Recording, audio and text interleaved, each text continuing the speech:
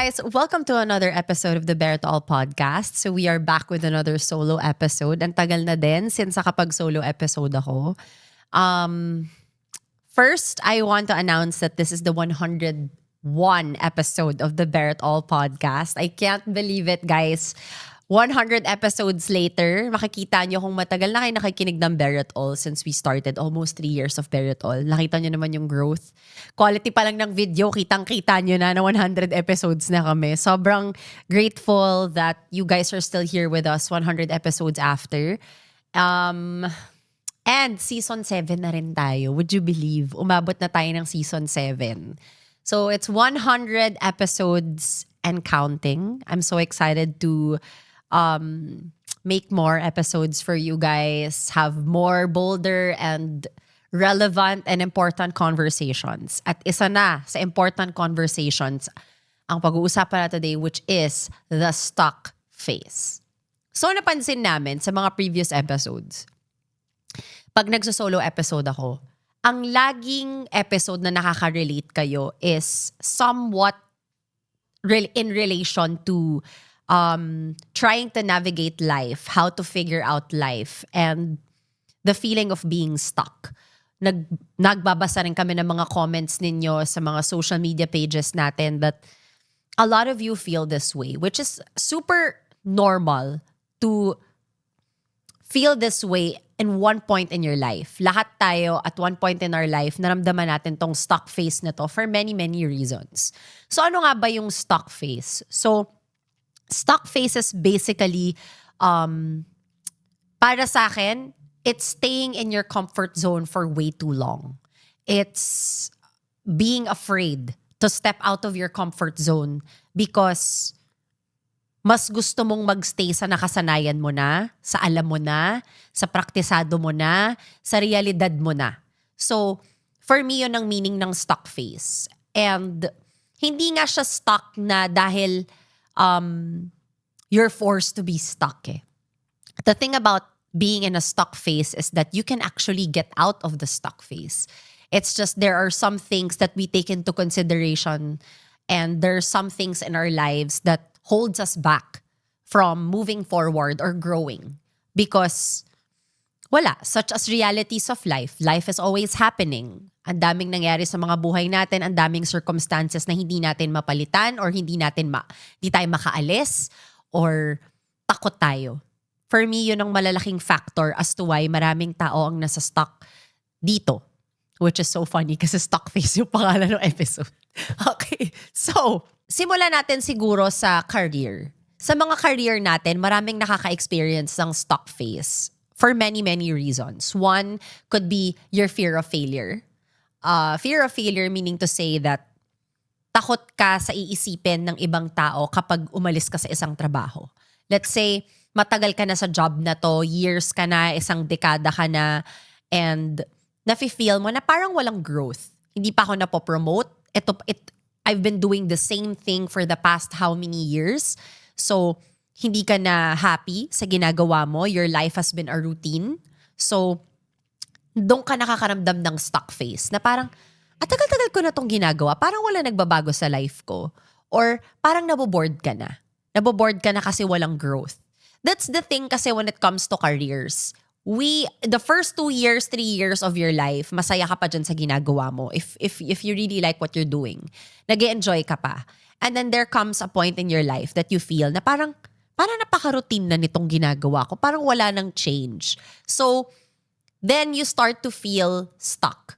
You then start to realize na, is there more for me out there? Meron pa ba akong mga ibang kayang gawin? May mga trabaho pa kaya akong kayang pasukin or may mga posisyon kaya akong kaya ko pang gawin? Biglang ang dami nang pumapasok sa thoughts mo. And then, mapanguunahan ka ng fear. Kasi takot ka na mawala yung stability mo sa buhay, which is so normal. It's so normal to feel that way because all of us need stability in all forms of our lives, not only in career.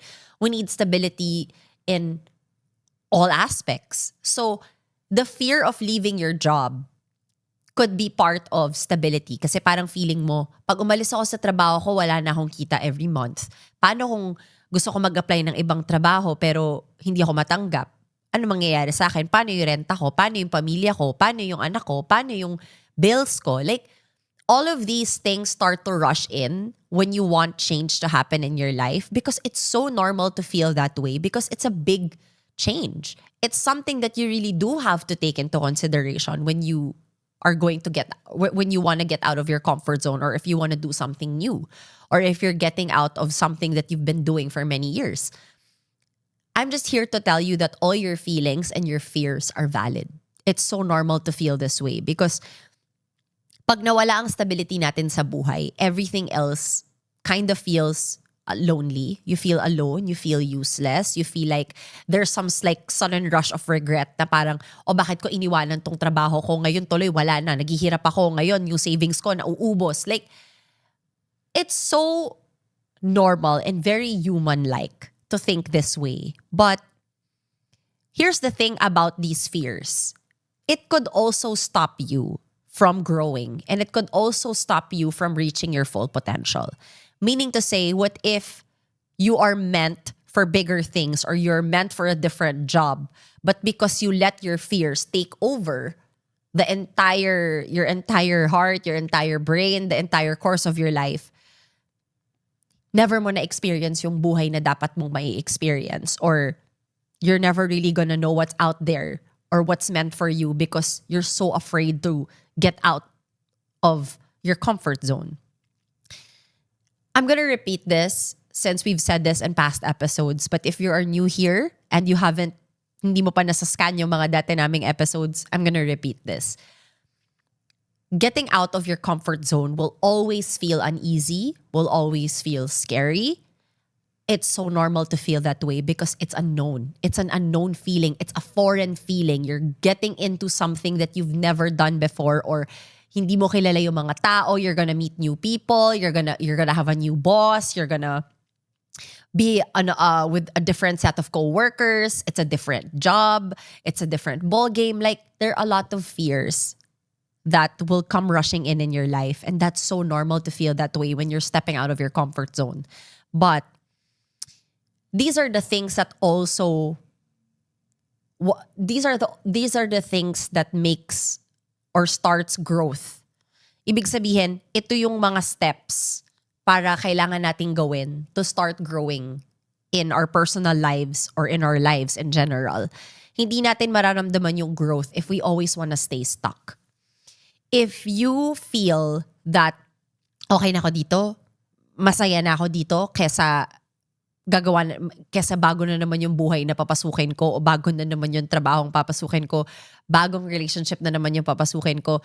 Kung ganyan yung mindset mo lagi, you're always gonna feel that ito lang yung mundo mo.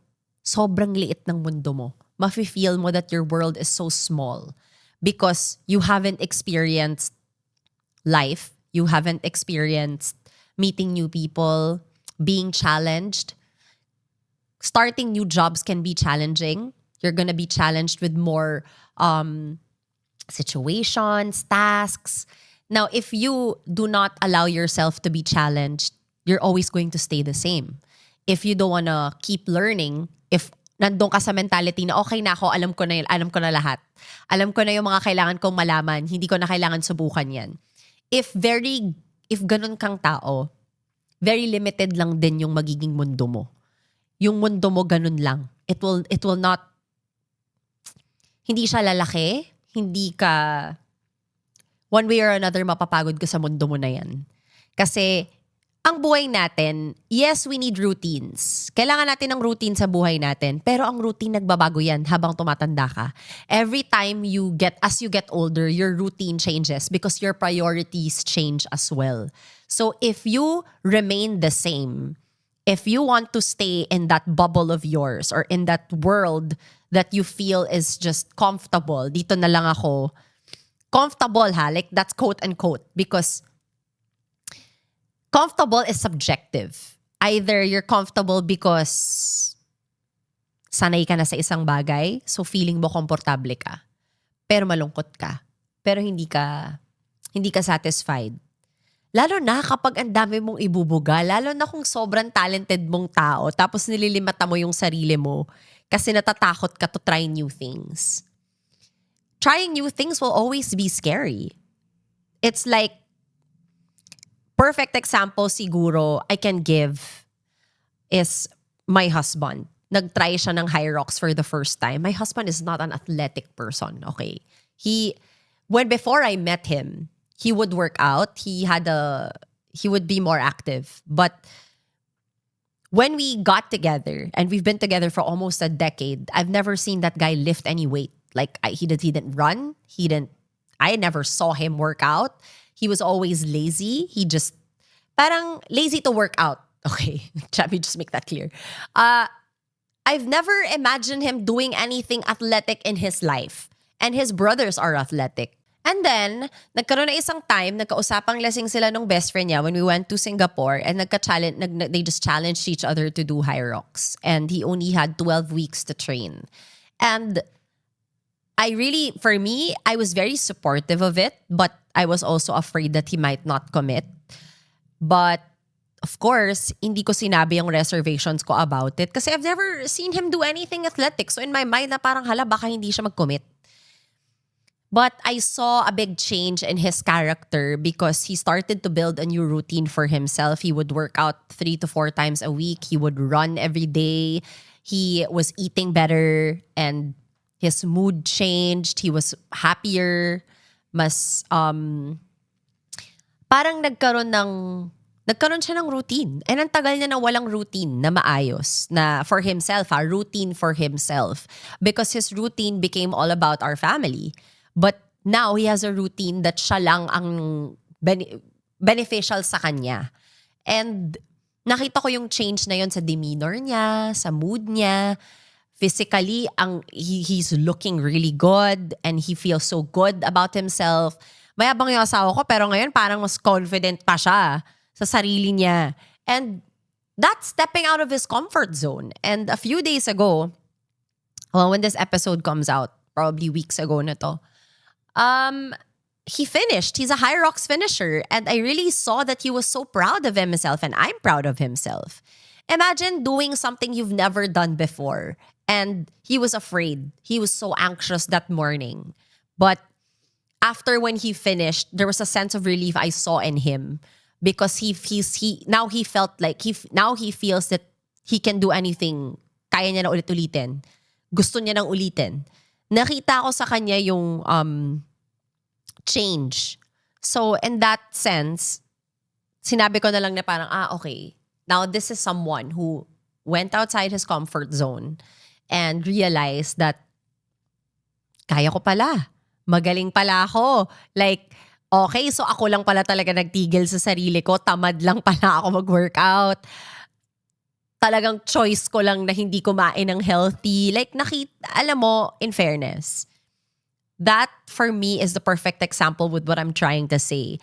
Everything that's new, everything that hindi mo pa natatry in your life will always be scary. Pero kung hindi mo siya susubukan, never mo malalaman how good life can get.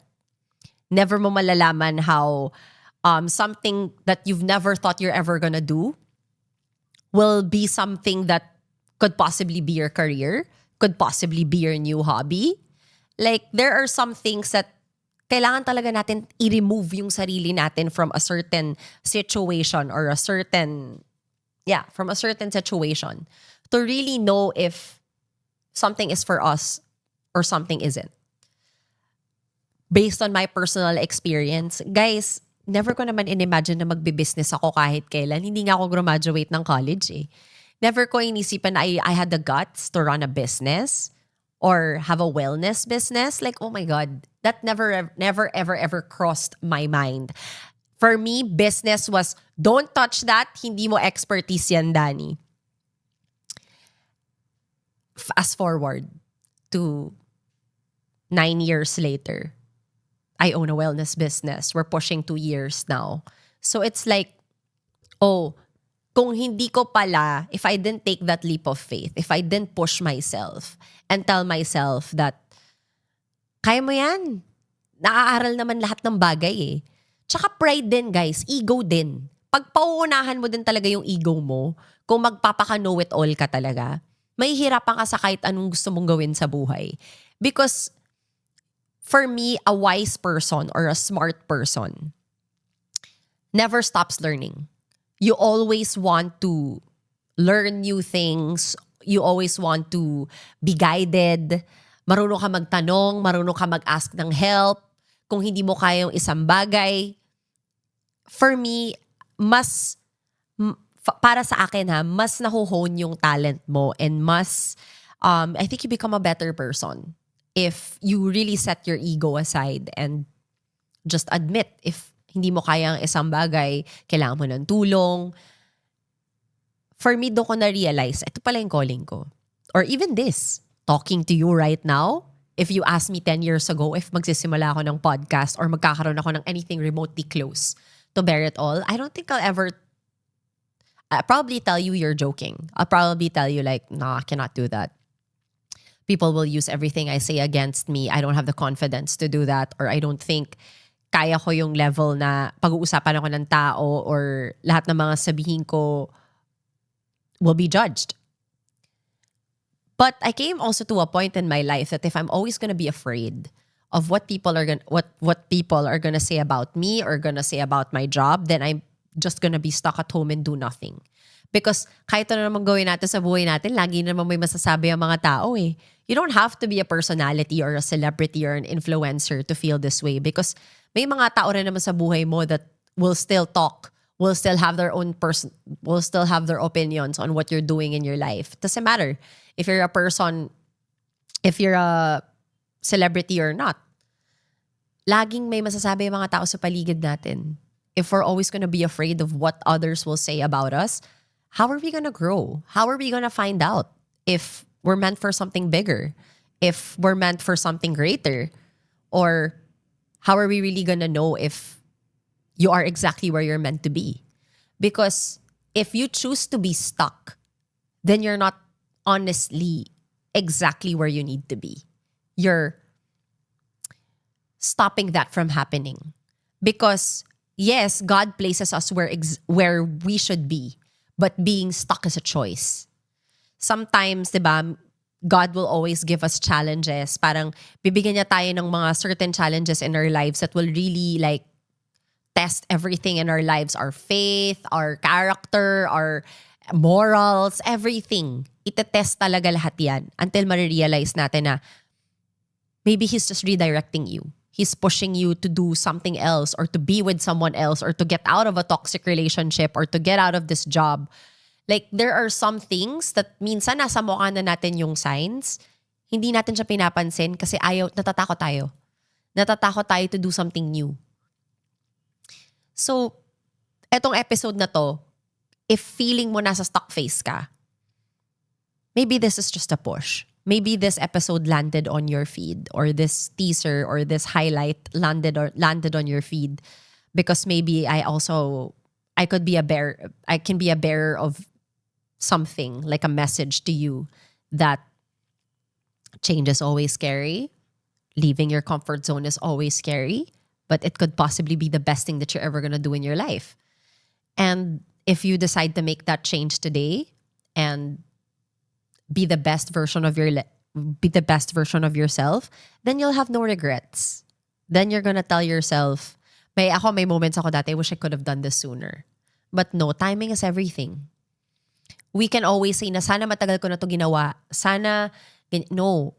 Lahat ng mga nangyari sa atin in the past had to happen for us to reach this point in our life to realize that we're meant for something else. We're meant for something bigger. When you've reached a point in your life na masaya ka sa estado ng buhay mo, masaya ka sa career mo, sa relasyon mo, or sa buhay mo in general, that's timing, because that's the timing of your life. That's God's timing for you. It means it happened for you now because this is the best version of you to go through what you're going through right now, to have the life that you have now. Kailangan minsan papatatagin ka muna ng time ng mga tao may kilala mo sa buhay. Akala kasi natin, since sanay tayo, hindi natin alam na every year na tumatanda tayo or every challenge na nangyari sa buhay natin, nababago ka as a person. You become stronger, you become wiser, lumalalim yung connection mo sa sarili mo at saka sa Diyos, maraming things that changes within you. And na-realize mo lang yon when you reach a certain point in your life na, oh my God, these are the things that I would never tolerate before. And now, like, I know how to say no.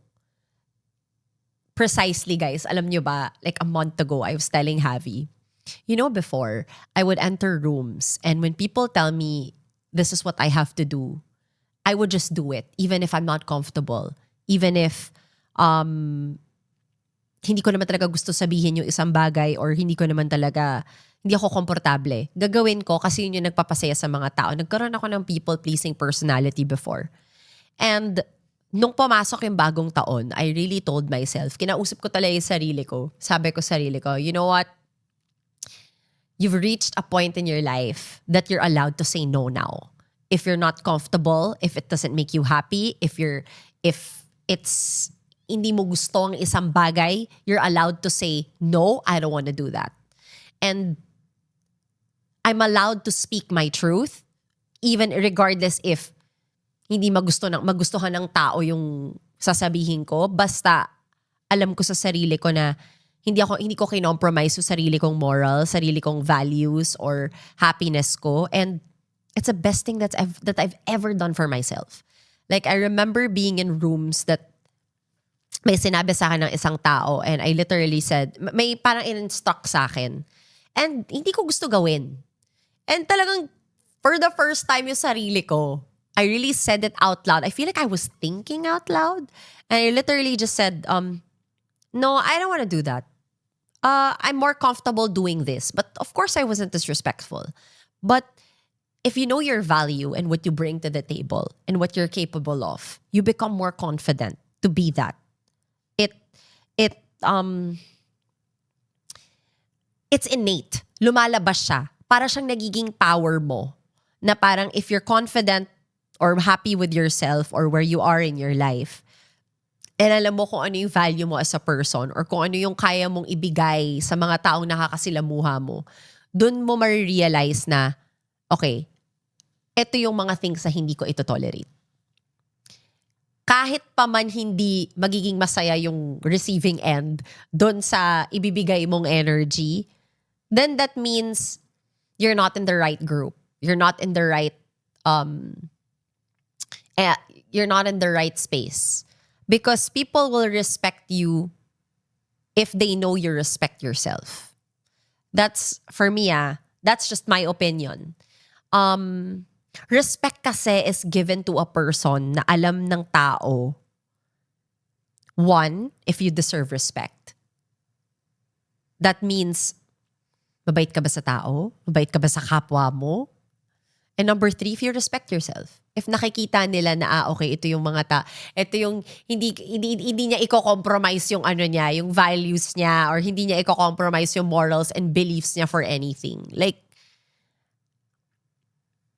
I had a hard time navigating that all my life. And this year, I really told myself, like, I work so hard and I've reached a point in my life that I can actually, I know my value now. And I'm more confident than ever to know that when I step into a room, this is what I can offer you. This is what I can do for you. So just let me do what I'm supposed to be doing here. Like, if you want to work with me, ang mapapromise ko sa'yo is bibigay ko yung ako, yung very best of me. And precisely also with every decision you make in your life. If hindi ka masaya sa desisyon na ginagawa mo, hindi mo bibigyan ng 100% na effort yun. Kung hindi ka masaya sa ginagawa mo or hindi ka masaya sa relationship that you're in, hindi mo bibigay yung 100% mo. Kulang-kulang. Until your cup will run empty. That's about it. If you like what you do, if you like who you are, you will always give your 101, 110% of yourself to everything that you do in your life. And for everyone that you love as well. For me, lang siya trade-off. Alam mo yun? May iba rin sa career kasi yung parang they stay in careers because they've been there for so long and they're running after benefits. O sayang kasi. sayang to, kapag umalis pa ako, hindi ko makukuha to, sayang naman yung pinaghirapan ko, sobrang valid nun. Kasi tama naman, nagbigay ka ng sobrang daming energy sa isang bagay. Aalis ka pa ba? Sobrang nagigets ko yung energy na yun. Pero, maaawa ka rin talaga sa mga tao na ginagawa na lang nila yung trabaho nila kasi yun na lang yung goal. Hindi dahil masaya pa sila sa ginagawa nila. Hindi dahil inspired pa sila sa ginagawa nila. They're doing it because there is a goal there. I have to get to that goal and then I'm done. Yan naman, hindi ko na kaya bigyan yan ng advice because ibang level na yan. Kasi kung ako din nasa posisyon mo, nasasayangan din ako eh. Kung ili-let go ko pa yung isang bagay na ang tagal mong trinabaho, tapos hindi mo makukuha yung deserve mo at the end of the day. Like, I cannot really give much of an opinion than that. But siguro, on the side, if may time ka sa sarili mo, do things that will make you happy to at least make that journey bearable. Alam mo yun? Like, if that's really the end goal for you, then at least do things that make you happy in doses. So if that's traveling, if that's adventures, if that's spoiling yourself, whatever it may be to maybe ease the loneliness at times, then maybe you should do that and go for that goal. Alam mo yun? Go for that goal, whatever that is. Yung iba naman, guys, when it comes to relationships, it could be a lot of things. It's the fear of starting over.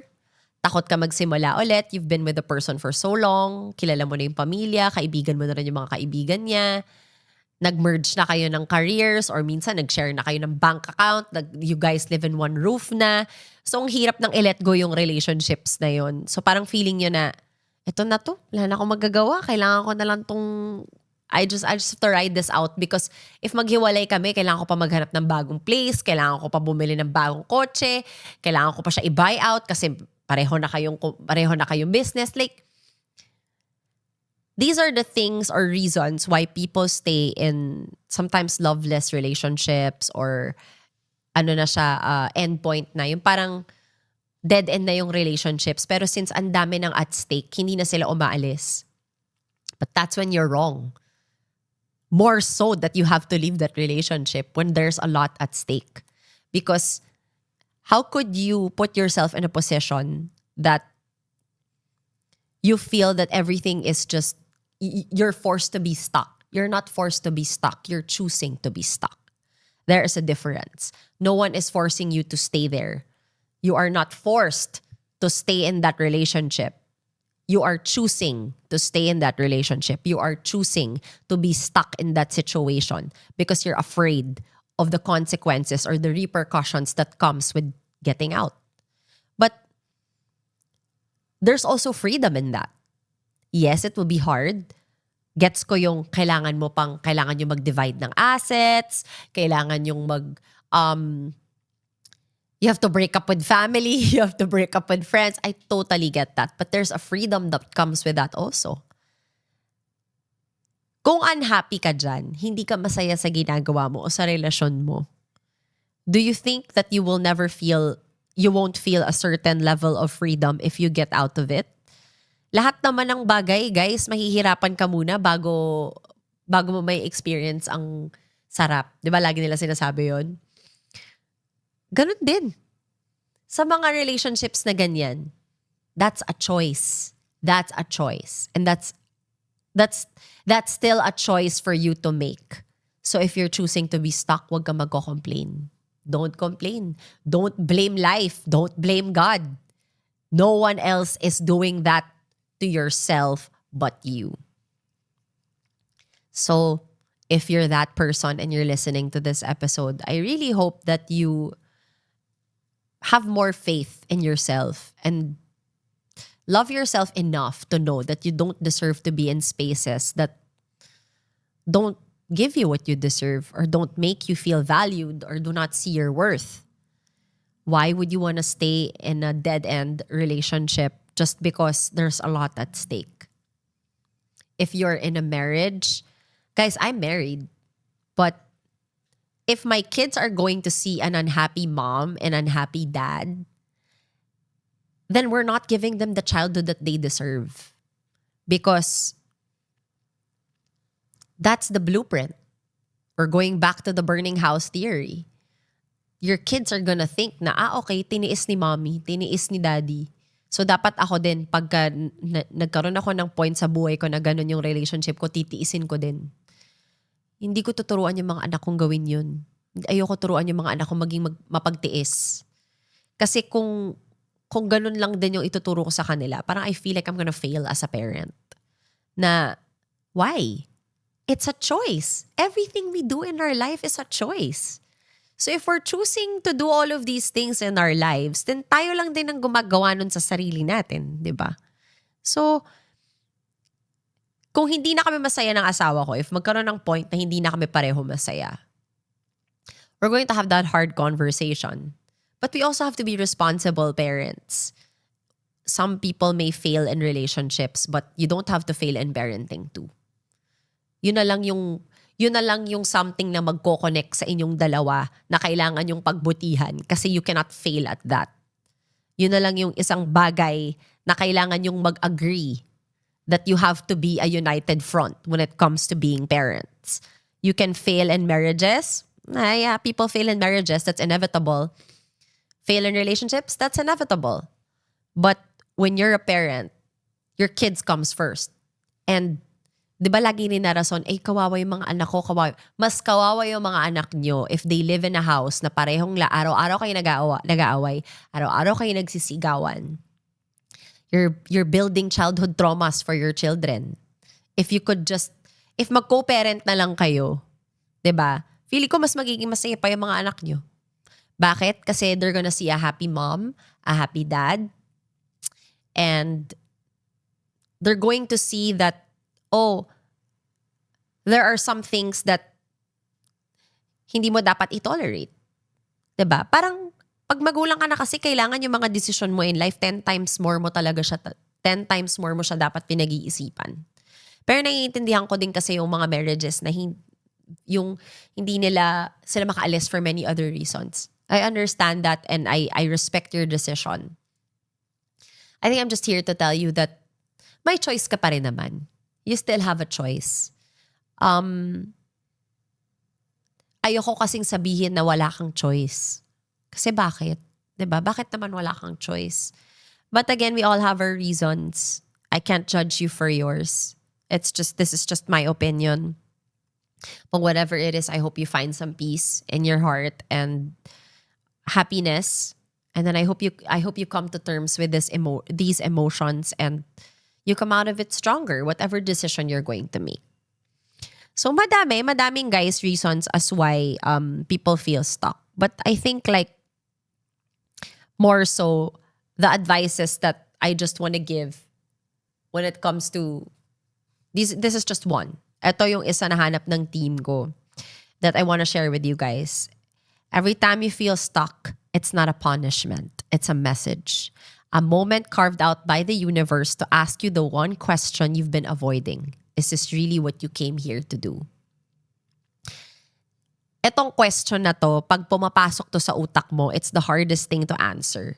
Because lalo na if you're in a crisis in your mind, naka-midlife crisis ka or nasa point ka ng buhay mo na hindi ko na alam yung gagawin ko, what's next? We're never gonna know what's next if we always choose to be stuck. You're never gonna know how good life can get if you choose to be stuck. You're never gonna know the people that you're going to meet, the experiences that you deserve to experience if you choose to be stuck. Again, guys, I'm gonna repeat this from past episodes. Life is what you make it. They always say that. Life is what you make it. And if you choose to live within your comfort zone for your own personal reasons and you feel that you're stuck, that's your own doing. Hindi ko kayo iaano dito, hindi ko kayo ibe-baby at sasabihin ko sa inyo, okay lang yan. Ayoko. Gusto ko kayo i-tough love. Gusto ko sabihin sa inyo na yung mga desisyon na mga ginagawa nyo sa buhay nyo, kayo gumagawa niyan. So if you start to blame other people for how your life turned out, that's a decision you made. Nobody made that decision for you. So you have to take accountability for all the decisions that you make in your life.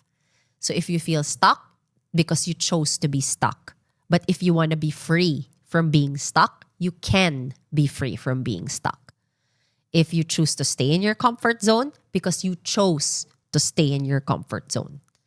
So if you want to get out, you also have the choice to get out. That's the beauty of life. That's the beauty of still being here on earth and breathing. You still have that choice. And one is, your life won't change until your standards do. So, if yung standard na binibigay mo sa buhay mo, hanggang dito ka lang, hanggang dyan na lang din talaga yung buhay mo. Pero kung tataasan mo yung standards mo sa sarili mo and sasabihin mo sa sarili mo na, ano lang yan change in behavior, change in perspective, change of mindset. If papalitan mo yung mindset mo at saka yung perspective mo sa buhay mo, tataas din yung standards mo sa sarili mo.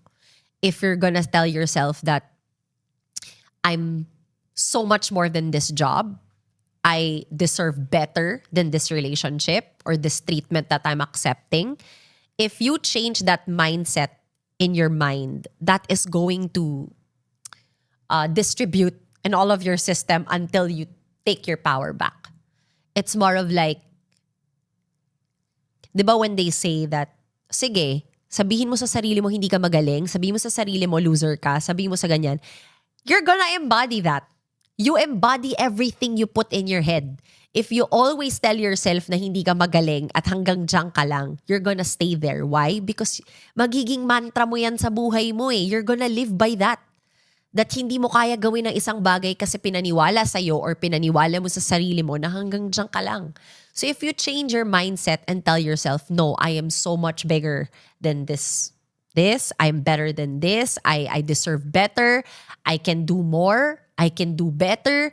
If you affirm yourself and tell yourself that, ibalik mo yung self-worth and self-love and confidence sa sarili mo, magbabago yung perspective mo sa buhay, magbabago yung mindset mo. And then after that, tataas yung standards mo para sa sarili mo and everything else will flow. Good energy ang ibalik mo sa sarili mo. Kapag ka madami kang bad energy, nababounce back mo yan sa mga taong nakikilala mo. And nababalik mo din siya sa mga choices mo sa buhay. Yung mga choices natin sa buhay is based on our mindset, our perspective, and how we think, and how we live. It doesn't have to be drastic. Change doesn't have to happen today. Like, kaya sabihin ko, okay, quit na ako ng job ko ngayon. Like, or hindi ko na to gagawin. Iiwanan ko na to. Like, you can take steps. One step at a time. One day at a time. Don't rush. You don't have to rush. No one is rushing you. At your own time, at your own pace. When you're ready, you're ready. And when you're not, you're not. But also take steps every day. Hindi porket hindi ka ready today, hindi mo na lang siya gagawin. 'Di ba? Kung takot ka today, bigay mo yung sarili mo ng timeline. Okay, let me just grieve this relationship. Let me just grieve this job. Let me just double think this decision before I leave this job. Like, yeah, do that for yourself. Take your time. But don't take too much time. Because time is gold. Di natin hawak ang oras natin. We are on borrowed time. We're never gonna know how much time we have left. So, if we always say that may oras pa tayo, may time pa tayo, kung ganun yung mindset mo lagi, baka maubusan ka ng oras. Hindi mo na siya nagawa. And you don't want that regret. You don't want life to pass you by. So every day, I suggest gawa ka ng ng steps. Okay, today ito yung gagawin ko. Sa Tuesday, ito naman yung gagawin ko. Ganon. Bigyan mo ng progress yung sarili mo until you finally reach that goal of yours na, okay, ito muna yung gagawin ko ngayon for myself. Until yung end goal mo. Until magawa mo na yung goal. But always, dapat may progress. Hindi pwedeng gusto mo lang gawin pero hindi ka naman gumawa ng necessary steps to do it. 'Di ba? Kailangan may ano yan, may follow up. O 'di ba? Kailangan meron. So, another advice that I could give you is that when something is familiar, it doesn't mean it's right. Hindi porket sanay ka na sa isang bagay or someone is familiar or this job is familiar, it means it's tama siya. Ito yung dapat mong ginagawa or dapat yan yung pakasalan mo or dapat yan na yung forever mo. It doesn't mean if something is always comfortable, it's right. Sometimes it's comfortable because we convince ourselves it's comfortable. Pinapaniwala natin or pinapasok natin sa utak natin na ito yung deserve natin. Ito yung kailangan ko, siya yung kailangan ko. That's why it's comfortable. But in reality, di ka naman talaga komportable. Di ka naman talaga masaya. So, the next step for that is change perspective. Hindi ako masaya kasi. Hindi ko na gusto tong trabaho na to kasi. This person isn't for me anymore kasi. Kailangan nagkakaroon ka rin ng conversation with yourself. Dapat kausapin mo din talaga. Minsan alam mo, okay lang kausapin yung sarili. Kausapin mo si God. Alam mo, kapag nako-confuse ako sa buhay ko, nawawala ako sa landas, o parang feeling ko yung mga decision ko sa buhay, nagiging balik ko. Kakausapin ko si God. Syempre wala sumasagot sa akin, di ba? Pero nararamdaman ko siya in many forms. Nafe-feel ko na pag kinakausap ko si God or na I take accountability for something I have done or something na decision ko sa buhay na hindi maganda, for some reason, nare-redirect ako sa tama. Yung parang when you ask for protection, di ba sinabi ko dati, when you ask for protection, you have to be ready for what you're asking for. Hindi yung kapag humingi ka ng protection kay God, magugulat ka sa biglang i-deny mo yung protection na binibigay niya sa'yo. If sinabi mo kay God na, God, tanggalin mo lahat ng tao na hindi para sa akin or hindi nakakaganda sa growth ko, huwag ka nang magulat pag tinanggal niya lahat yan.